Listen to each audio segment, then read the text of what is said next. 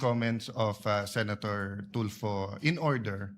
I respect your opinion, but just to put on record, as you said, Senator Lacson a while ago asked for more time, binigay. Walang bell yon. Yesterday, 2 bell sa akin. 2 o 3? I don't wanna Dalawa admit- lang ang bilang ko. 2 lang bilang mo.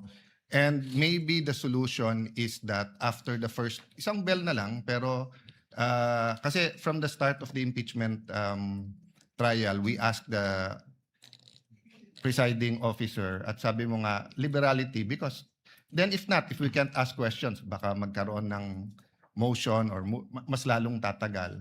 Maybe you've been doing it naman, but yun nga, yung just ask to wrap up. But konting, we all want to get back to work. There's so much that we want to do. At least, wala ngang majority-minority, but at least wala ngang threat ng kaso sa majority.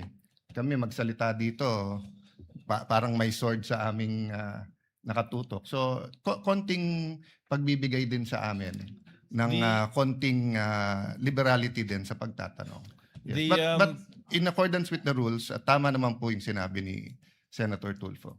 The presiding officer shall take in advisement the points raised by Senator Judge Raffy Tulfo as well as the point raised by Senator Judge Allen.